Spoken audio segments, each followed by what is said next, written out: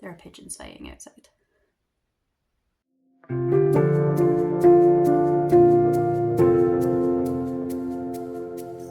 Hi, my name is Louise and welcome to my channel. This is the second half of my Get a Clue Readathon vlog. Now, we're going into the 48-hour chaos weekend part of the readathon, and basically that boils down to us reading as many short stories as we can within the weekend to get our team the maximum amount of points. I'm not really a huge short story girl. I don't really like them and I don't read a lot of them. But I have managed to cobble together a really small TBR for the weekend, and I'm going to be reading those along with finishing off Guards by Terry Pratchett, which was my dining room book, and reading The Winter People by Phyllis Whitney, which was my spinner wheel for a book about socialites or rich people drama. For physical books, I only have one. I have Extra Virgin Gargoyle by Honey Phillips. I got given this as a freebie at Laurier. So it's very, very short, and it's about someone who inherits a bookshop and obviously monster smut. But I'm going to see if I can read this one and see what I think of the author's writing. For the short stories, I've got one audiobook that is Imago's by N.R. Walker. It's a male-male romance, it's a contemporary, and it's about a lepidopterist who meets a park ranger. Then I have 4 short stories on my Kindle that I would like to get to. I got these either from various Stuff Your Kindle days or things that I saw advertised on the author's social media. Those are Father of the Groom by Silvia Violet. This is a, I think, short story romance set at a wedding. The God of Vairrie Grove by E.N. Laurier. I don't actually know anything about this one other than it's about 30 pages. Another really short one is The Lay of Lilyfinger by G.V. Anderson. This is about 35 pages and I think is about a magical musician. It's a Tor original, so you should be able to read that online. And the last one is On Demon Wrangling and Interpersonal Relationships Between Weary Immortals by Rebecca Crunden. I think this is a kind of cosy fantasy with a sapphic romance. Again, it runs about the 30 to 40 page mark.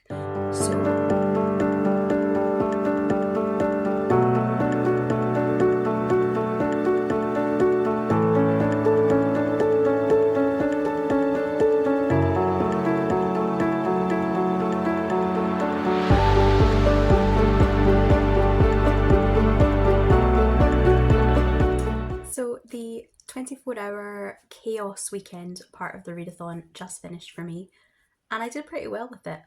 I didn't get to the physical book that I had in mind, but I did read one audiobook, which was Imago by N.R. Walker. This is a contemporary novella. It's a romance between a lepidopterist and a park ranger in Tasmania, and it was a really cute, sweet read. I also read 4 short stories digitally. My favourite of the 4 actually wasn't a romance at all. It was a story about a magician in a secondary magical world, and they were being hired to perform this sort of cultural piece at a coming of age ceremony, and the story looked at different cultural aspects of these fantastical races. It was really, really interesting, and I thought the author managed to do an awful lot with, I think, a 30 to 40 page short story. I'll definitely look up work from this author in the future. As well as my Chaos Weekend reads, I managed to finish Guards, which I enjoyed every bit as much as I knew I would, and that clears off my dining room prompt. I also read my spinner wheel prompt, where I picked The Winter People by Phyllis Whitney for a book featuring socialites or rich people drama. I hadn't thought The Winter People would actually feature an awful lot of winter kind of setting or vibes, but it really did, and it'll work perfectly for Polarathon on my snow or chilly vibes square. At the moment, we're waiting for the next Get a Clue prompt to drop, so instead of using the spinner wheel, I've actually picked another Phyllis Whitney book because they're quite short and pacey, and this has another snowy setting. It's about a girl whose brother has been accused of murder, and she goes to this kind of ski loft resort where the murder happened to try and clear his name. I'm going to be using that one for one of the Polarathon squares, and that'll kind of tick off Polarathon for me this month. so that as we kind of get to the end of Get a Clue, I can just focus on making sure I'm hitting those room drops.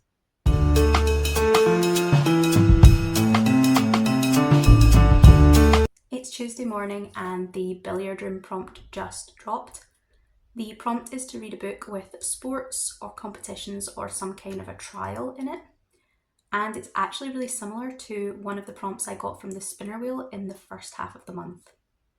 And I went with Phantasma because it was a host recommendation, but ultimately ended up DNFing it. So I knew straight away that Celestial Monsters was probably the most likely choice for me. But I thought since I was just getting ready for bed, I might as well run a poll in the Discord and I would read whatever came up this morning.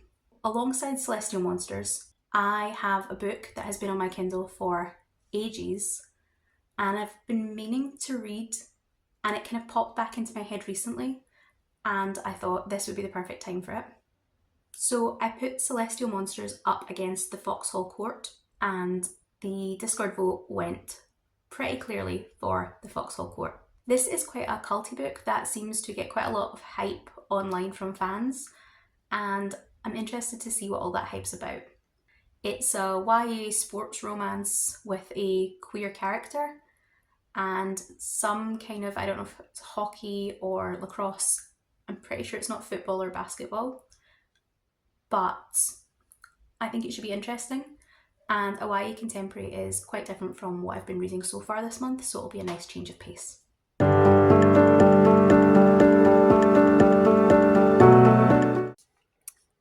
So I am about a third of the way through the Foxhole Court, and it is nothing like what I was expecting. It is a YA contemporary, but other than that, it's completely different. It is wild.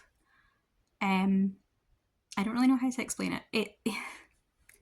It is a sports story and it is YA, but it's also a mafia story where this the protagonist Neil has been scouted to join this college exy team, which we'll get to, and he's unsure whether he should because he has been on the run for the past decade or so from his father, who is the butcher and has killed his mother, and he cuts people apart. It's very intense. So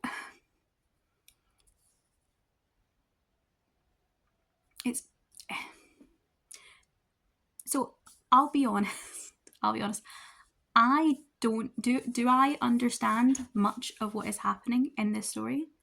No. Do I think the author understood much of what was happening in this story? Also no. It's insane. I mean, the sport itself is called Exy, and it's completely made up. I without knowing much about sport, I don't think it's actually a playable game. I think if someone that knew better than me, obviously, sat down with what you're told about the sport in this book, I don't think it works. But the thing is that if she had used basketball or football or any other real world sport, I also would not know how it worked. So the fact that the sport is entirely made up kind of doesn't matter to me at all. The problem I have with it is that I don't really buy the world that the sport exists in.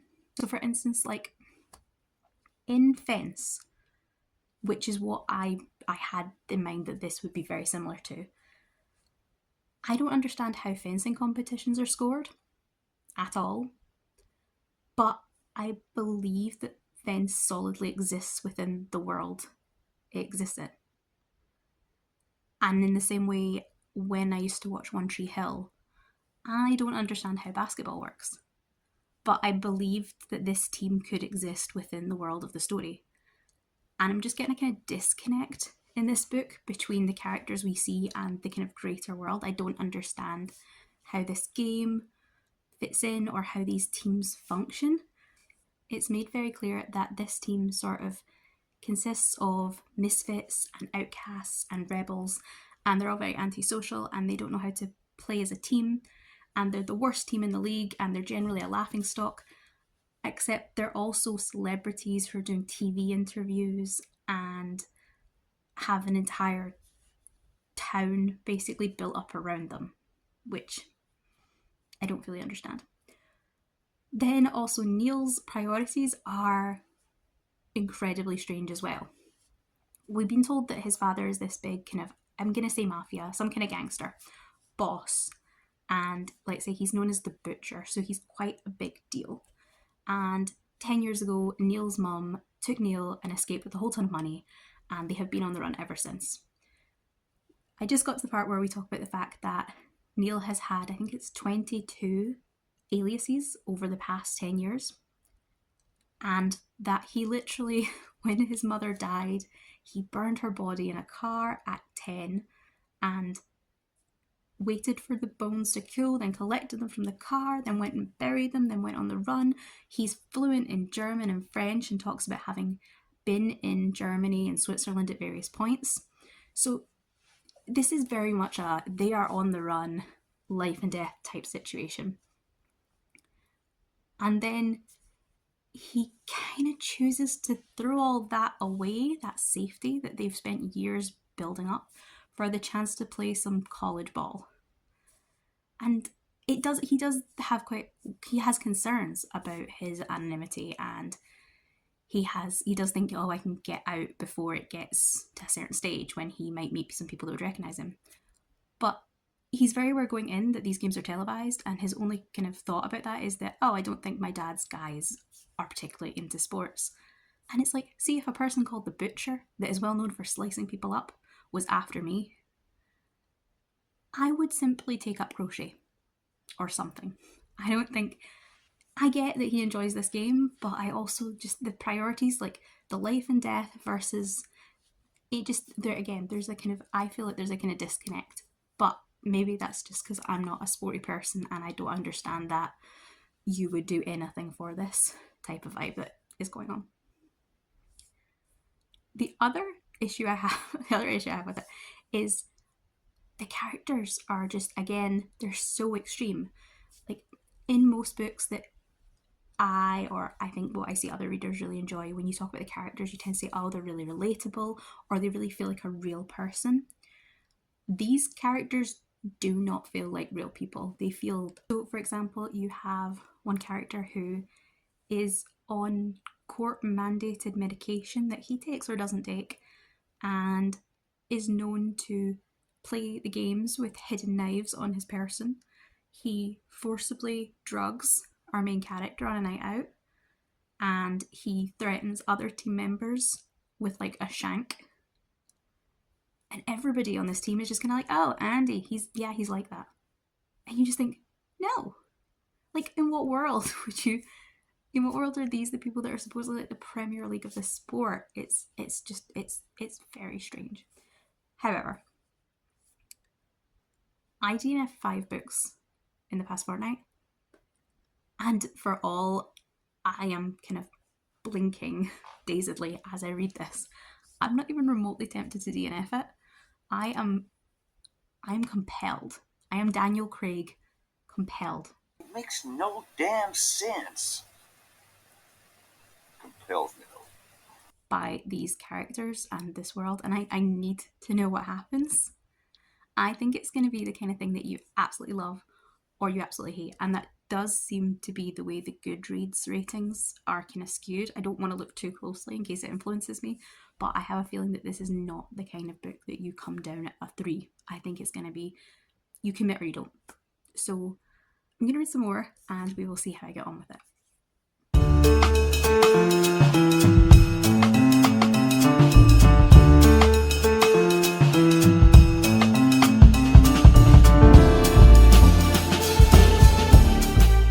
So it's Thursday morning and we had another overnight, late night prompt drop. And this is also the first time in the read along so far that I am falling behind on the rooms because I am not finished the Foxhole Court yet. However, I decided that since it was really, really late my time and I wasn't sure what I was going to pick, that I might as well leave another poll in the Discord, let that run overnight, finish up the Foxhole Court today, and then I'll be able to start whichever book has been picked for me probably tomorrow. So the books I put into the Discord were Four Dead Queens, Done and Dusted, Monstrous Gods, and Icarus. They all have blue covers, and I think most of them have some other bonus point as well. But the Discord chose for me, and it picked Done and Dusted by Lyla Sage. This one was definitely a recommendation because it's not something that I would have picked out on my own. I've never read a cowboy romance before, so I'm excited to give it a try. I do own the first two books in this series because I have a problem with buying things. And it would be actually nice to get to this relatively quickly. It's not been on my shelf for that long. And let me see whether or not this is going to be a new favourite series, a new favourite author, or maybe even a new favourite genre. So I finished the Foxhole Court, and I don't know what I just experienced. It was wild.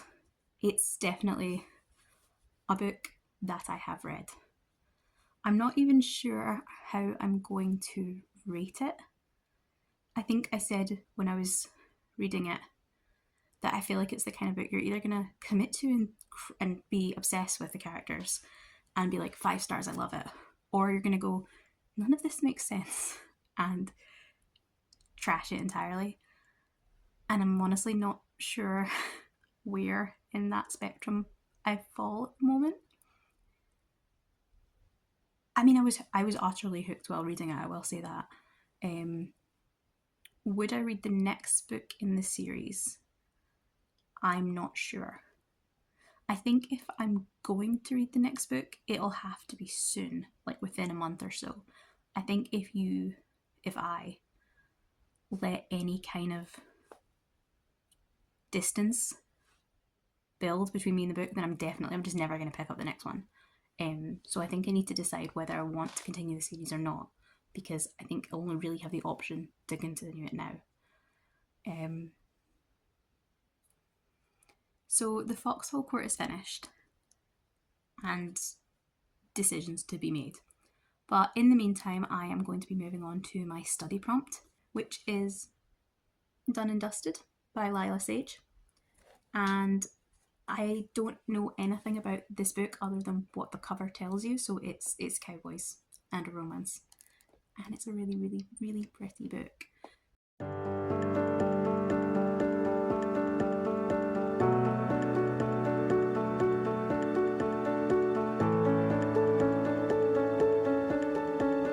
So I have just finished Done and Dusted by Lyla Sage and Snowfire by Phyllis Whitney, and I got them submitted just under the wire. Snowfire is the second Whitney novel I have read this month, and it's the second one with a kind of snowy winter setting. This one was even more prevalently snowy for Polarathon because it is set at a ski resort, and a lot of the drama, especially towards the end, happens on the slopes. It wasn't a cosy mystery, but it was far more of a mystery novel than The Winter People, which was more a straight up thriller. And this one had a lot more kind of investigation. For the actual room prompt though, I was reading Done and Dusted by Lyla Sage. This was one I wouldn't have picked up on my own, so it worked really well for the recommendation square. I'm not entirely sure who I would say recommended it to me, but it's definitely a booktube or a social media recommendation. I enjoyed it. I don't think it wasn't quite what I thought it would be. I don't know whether from just the fact it's been billed so much as like a cowboy romance and because of the artsy covers. I don't think I had in my head a specific time period when it was set, but I also wasn't convinced it was set in kind of contemporary time. So it took me a little bit to kind of get my head around that. I don't know if I thought it was the 50s or the 80s or whatever, but like it was a little unexpected. But it wasn't a problem. I did enjoy it. I maybe expected there to be more. The kind of B story is Amy overcoming the trauma and her kind of reluctance to get back on a horse after she's been thrown. Although there's also some really interesting discussion of her ADHD and how that affects her decision making and her kind of how she processes her choices, which I thought was really interesting and nice representation to see. I enjoyed it. I had a good time while I was reading it. It's definitely a quick, kind of easy read. It didn't feel like I was struggling my way through any of it. It was enjoyable. I don't know that I loved it. I don't know whether I wanted more from. It's a unique setting, and I don't know whether I wanted more of that to come through. But I did have a good time, and I have heard that the series doesn't really kick off and get kind of swoon worthy and like, that kind of book obsession until the second book, which I think is called Swift and Saddled. I bought both the first two books at the same time, so I already have Swift and Saddled, so I will definitely read that one. Like, I like this one enough that I'm definitely interested in reading the second one, and since I have it, I will. I don't know if I would want to read the rest of the series, but I'd probably wait until I've read Swift and Saddled to make that decision, since that seems to be where a lot of people find the series kicks off for them. So that was an interesting read. So I managed to finish those two books almost to the minute, right as Rainey dropped the Secret Passageway video. Basically, as we've done in the first half of the month, there is a secret passageway that's taking us on to the next room. There's a spinner wheel. Depending on our team's luck, we might get some kind of extra challenge thrown into the room prompt. But that also does mean that the room prompt is probably going up soon. So I am going to wait for that, and I will let you know what I decide to read for the next room.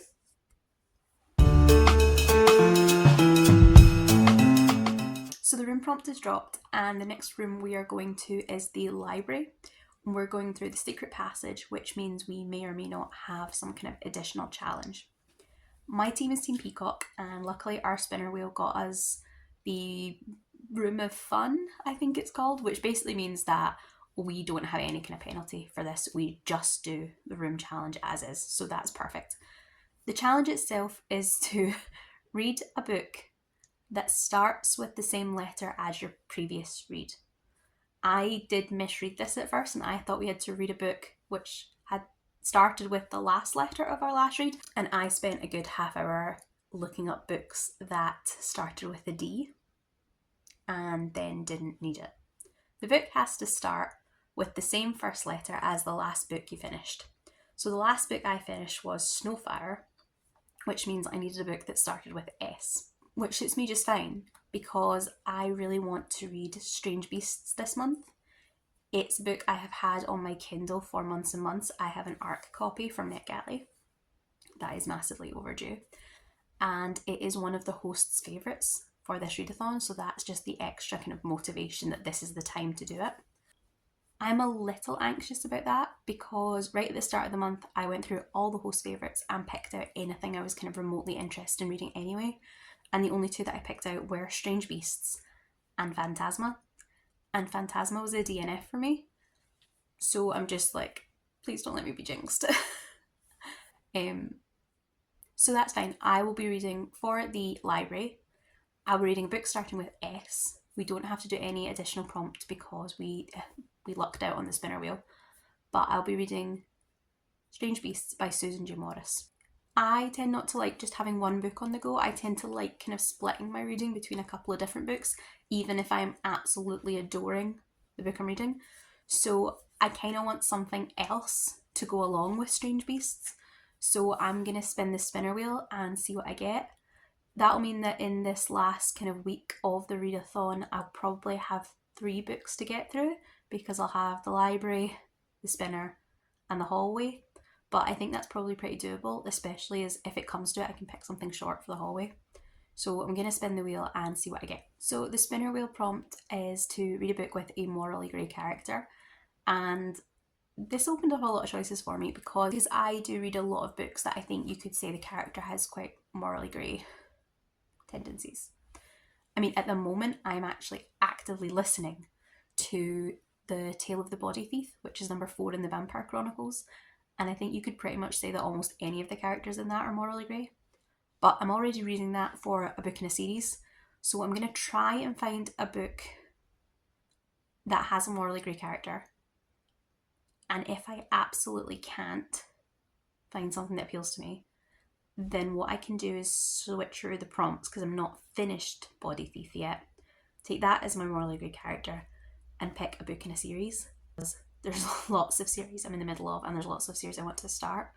I could even read Swift and Saddled and just continue straight on with the series that I'm kind of right in the middle of reading.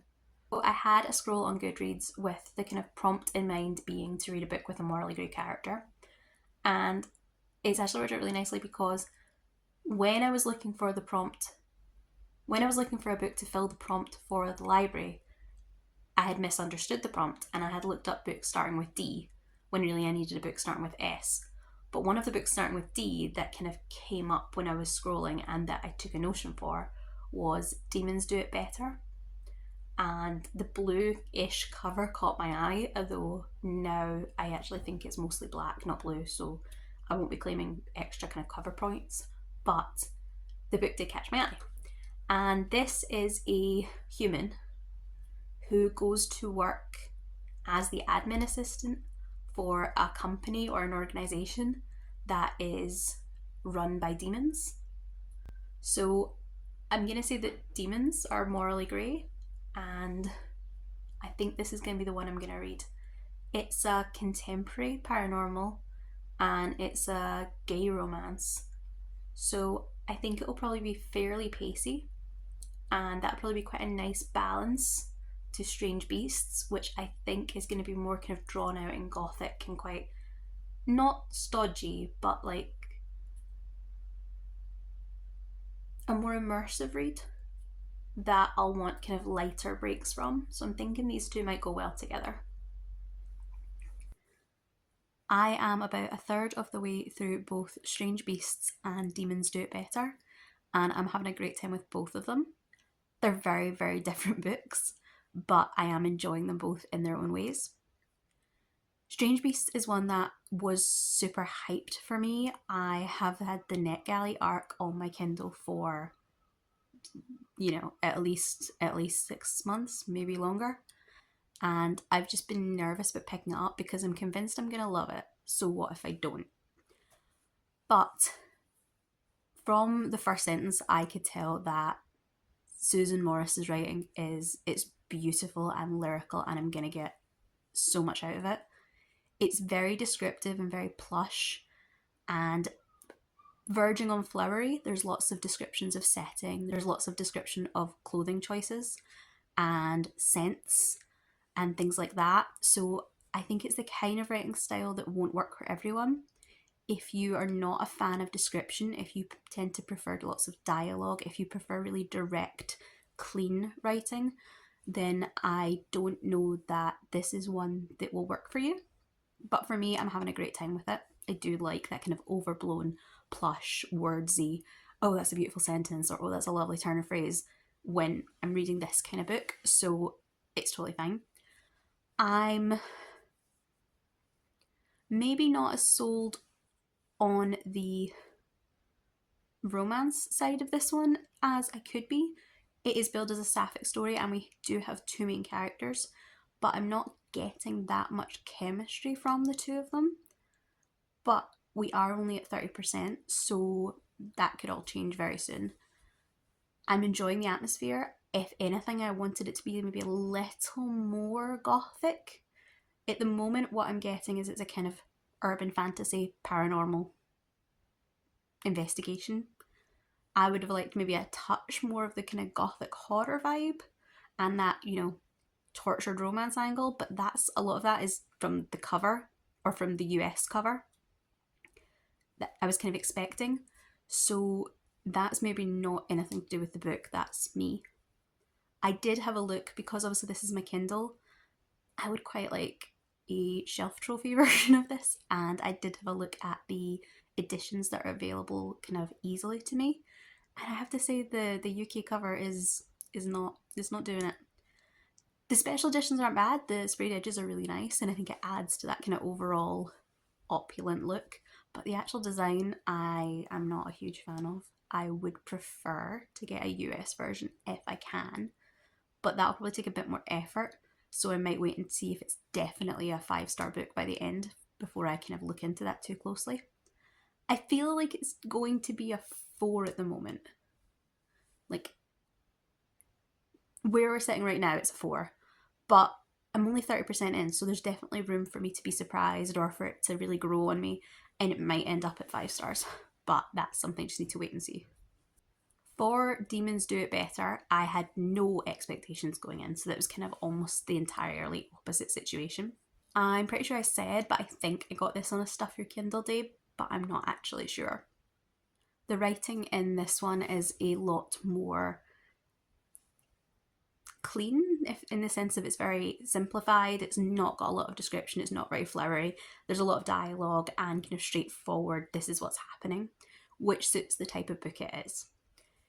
At the moment, at the 30% mark, the kind of main plot, the investigation part of the book, has just started. We've just had a kind of team meeting that explains that people are going missing.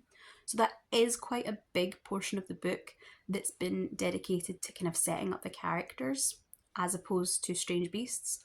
But I think that works for this one because it's very much a romance with paranormal and investigation elements. I kind of feel like Strange Beasts is the other way around, that it's going to be this kind of gothic paranormal investigation with romantic elements. So, like, they're different things, and that's fine. Demons Do It Better is funny, I have to say. There's a whole scene with someone getting drunk, with a protagonist getting accidentally drunk and making a fool of himself in front of his new team. And it could have been so cringy. I've read so many scenes with someone's drunk, or scenes with kids, and the writing just makes you cringe because it feels so unnatural. But I'm really impressed at how this scene played out. It was a little awkward, but it was totally readable and really funny. From my really quick dip onto Goodreads, it looks like this is the first in a 4-part series that does the thing where each of the book's protagonists is a different character that we already know. And I think at this stage now we have met all 4 of the kind of going to be protagonists.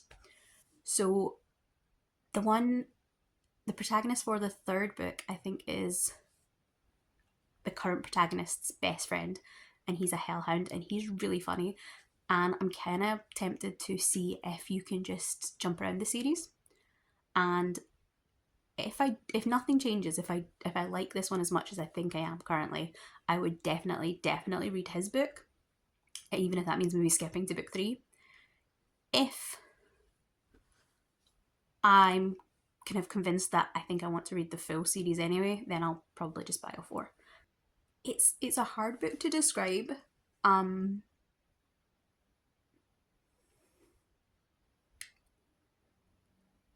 As I said, we start with the kind of, our protagonist is looking for, he's just got a new job, and he's found out that it is for a kind of government department that is to do with keeping paranormal creatures such as werewolves and vampires and hellhounds kind of secret from the general human population. And for some reason, he has been kind of headhunted to be the admin assistant for this team that allocates their jobs out.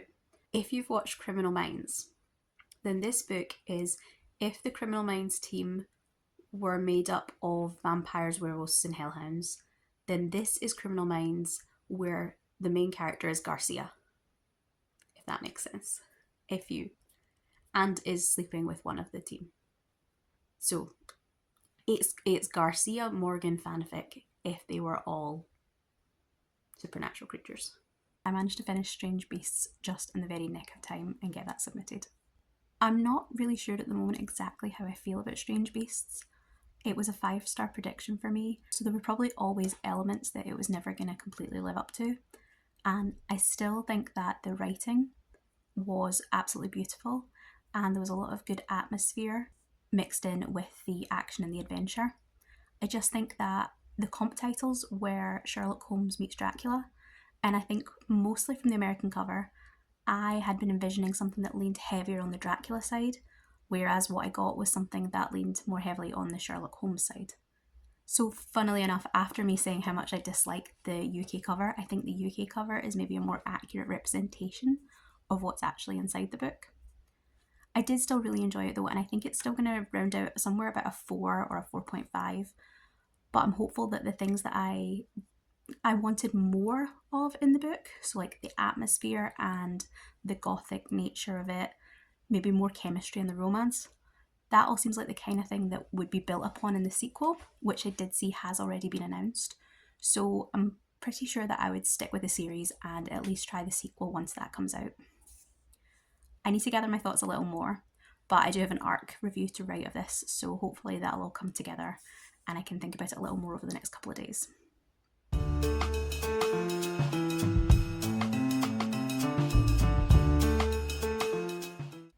Diving straight into the hallway book, the prompt was to read something that had a protagonist that had a name that started with the same initial as your name. So obviously I was looking for something that started with an L for Lou or Louise. And I apparently have absolutely no internal memory for character names and things like that, because it totally slipped my mind until after the fact that I am currently still working my way through Tale of the Body Thief.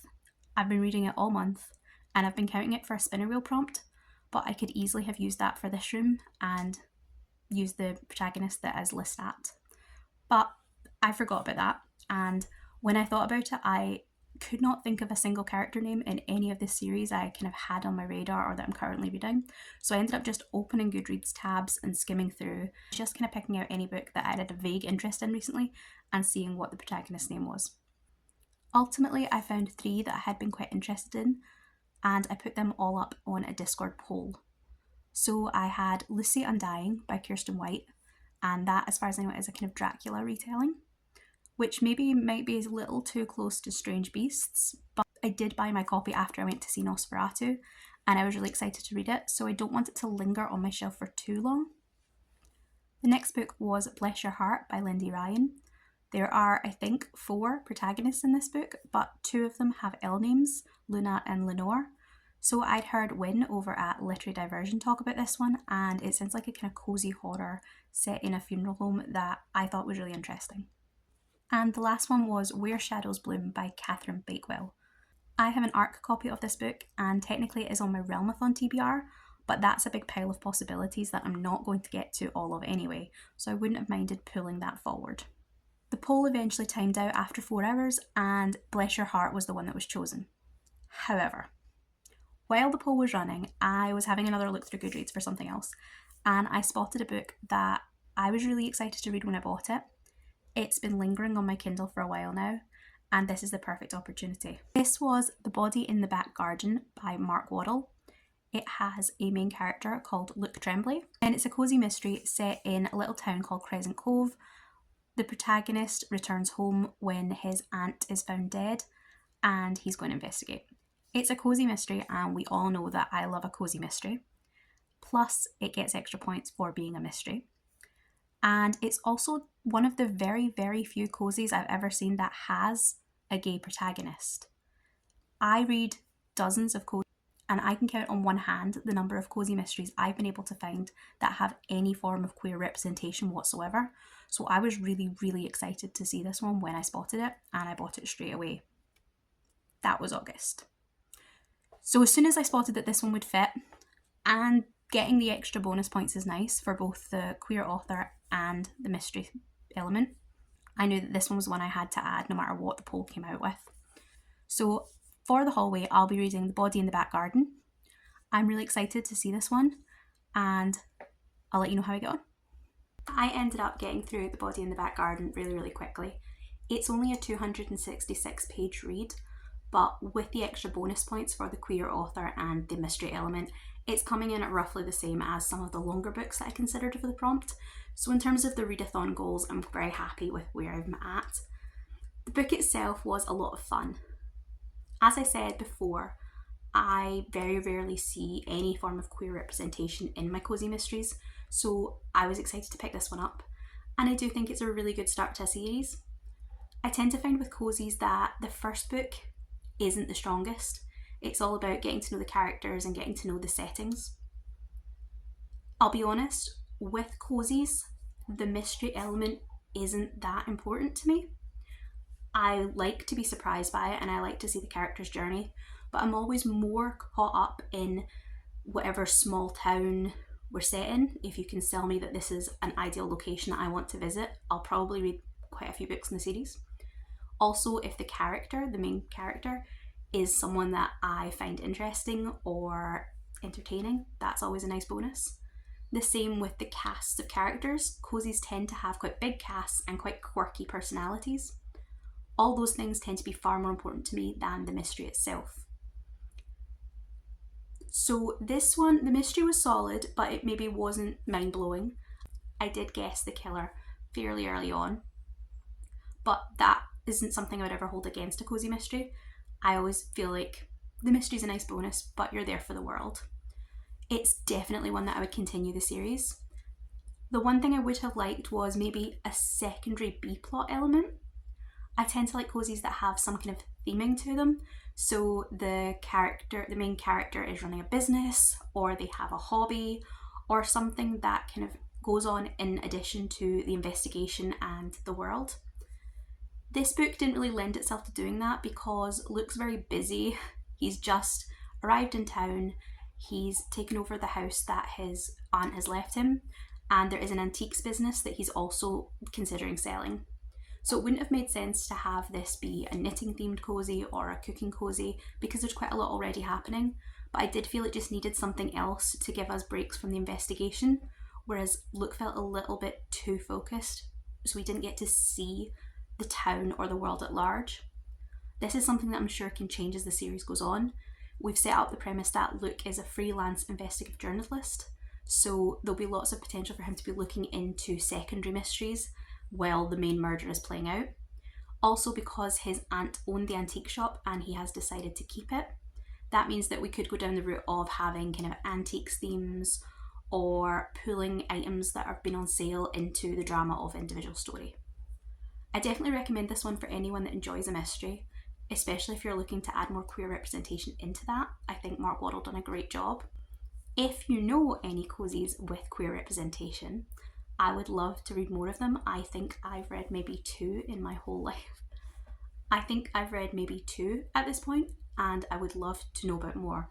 So please let me know if you have any of those that I can add to my own TBR. But I also do recommend that you pick up The Body in the Back Garden. The other book that I just finished was one of my spinner wheel prompts, and that is The Tale of the Body Thief by Anne Rice. This is the 4th book in the Vampire Chronicles, and I'm counting it for the prompt, a book that's part of a series. I've been working on rereading the Vampire Chronicles very, very gradually since I watched season 2 of the TV show, and this was one that I didn't have really strong memories of, and I was actually surprised by how little I had remembered. There's a lot of build up at the start. I'd say the main plot doesn't kick off until at least the 30% mark, and I was surprised by how much of the book is to do with Lestat dealing with the new body he's in, rather than dealing with the issue of the body thief itself. I did enjoy it. It's probably one of the books in the Anne Rice Chronicles that could have been condensed, but that's pretty standard for all of the books in the Vampire Chronicles. So not one of my favourites, but also not a bad book at all. The next one in the series is Memnoch the Devil, which, if I remember, is one of the more esoteric books in the series. It's the one where you really see Anne Rice dealing with a lot of her issues on religion, and we have a sort of Lestat does Dante's Inferno thing. It's going to be on my Realmathon TBR, and we'll see if I get to it. If not, I'll tackle it at some point over the summer. So that's me finished the last book that I was planning to read in the Get a Clue Readathon. I finished Demons Do It Better today, and it was really enjoyable. It's a quick book, it's quite fast paced. There's actually not as much romance in it as I thought there would be, and occasionally it lent a little far onto hand-wavy world building and exposition dumps, but it was a good time. So although this I don't think is ever going to be a favourite series for me, it's one that I definitely wouldn't mind picking up the rest of the books if they come across my path. Technically, there's still a couple of hours left in February, and I could run the spinner wheel and see if I can squeeze one more book if it was a short one, into the last day of Get a Clue. However, what with time zones and things, there's really not that much left for me personally, and I think I'd rather just take a little break before I kick off Realmathon tomorrow. I've had a really good time with this readathon. It's changed my reading habits slightly. I tend to be someone that reads 4 or 5 books at a time and dips in and out of each, whereas Get a Clue forced me to be more focused on an individual book at a time to work my way through that room drop before I moved on to anything else. While it wouldn't suit me all the time, I did enjoy having a change, and I felt I maybe got more out of some of the books than I would have if I had been mixing and matching them with other things. I also had a good experience this month in that, just by happenstance, I read books 2, 3 and 4 of a series back to back, and this isn't something I usually do. If I'm trying to catch up on a series, I will occasionally try and read one book a month, but usually it's even longer than that. Because I read 3 Dahlia's books one after the other, I got to see those characters grow quite a lot in a very short space of time, and that was really enjoyable. Although again, it's not something I would do all the time, especially with mysteries, where I think it might get a little repetitive after 3 or 4 books. During Get a Clue, I managed to read all 9 of the room prompts. I mostly kept up with the drops. I think I fell behind once, but overall I didn't have any problems keeping in track. I also managed to use the spinner wheel occasionally, and I knocked out 7 books using the spinner wheel. During the Chaos weekend, I managed to read 1 novella, and I read, I think, 3 or 4 short stories, finding one especially that I really enjoyed, which is unusual for me because I don't tend to be a short story reader. So all in all, I got a lot from this readathon, and I'm really looking forward to hopefully taking part again, assuming it runs next year. For the other February challenges that I had in mind, I managed to read my Vampire Chronicles book, which was just my own personal goal of getting through this series. I read my Year in Aldea book, which tied in nicely with Leandra and Margaret's Little Thieves read-along. Little Thieves was as good as I remember it being. I really enjoyed this reread, and I'm really excited now to try the next book, which is one I haven't read, next month. I didn't have quite as much luck with Books and Lala's Buzzwordathon. The first prompt for the word aspect was to read something with a water word in the title, and the second one was for the cover was to read a skyline. Finding a book that had a skyline on the cover really wasn't a problem, but I struggled with water word. I had, I think, 2 or 3 DNFs before I found one that worked for me in Snowfire by Phyllis Whitney. I did at one point think I might have to roll this prompt over into next month though, so the fact that I found anything and managed to tick off both of those books makes me really happy. For the Golden Girls year-long readathon, this month's prompt was to read a murder mystery, and that fitted in perfectly with both the Get a Clue readathon and the fact that I had an arc of a Golden Girls murder mystery. Murder by Cheesecake was really enjoyable, and I think it's a must-read for anyone that's a fan of the TV show. My final kind of late addition goal to this month was to take part at least partially in Polarathon. Now, I don't have a lot of polar fantasy on my TBR, but I did manage to find a couple hidden on my Kindle that I thought I might get to this month. Unfortunately, I didn't, but because some of the prompts on the board were quite general, things like white cover, black cover, and then slightly more themed but not so specific, things like chilly vibes or snowy, I did actually manage to fill 3 different lines on the board using the prompts that I was reading anyway. So I'm really happy with this one, and I'm going to follow Jade's example and donate some money to Polar Bears International for every book that I managed to fit on the board. I had a great reading month in February and I found some really good books. I am quite glad though to be taking my foot off the gas a little, and next month's Realmathon is a little bit more laid back. It's still team-based and I do still have a pile of possibilities that I'll be working from, but there's no rush to get through any particular book and there's no specific prompts. I can read pretty much anything I want and then assign prompts to it after the fact. I think this is going to be a really nice balance and a nice intermission before going into the magical readathon prompts in April. I hope you've enjoyed this vlog, and if you have, please feel free to follow my channel and to maybe leave me a comment down below. Thanks for watching and I'll see you next time. Goodbye.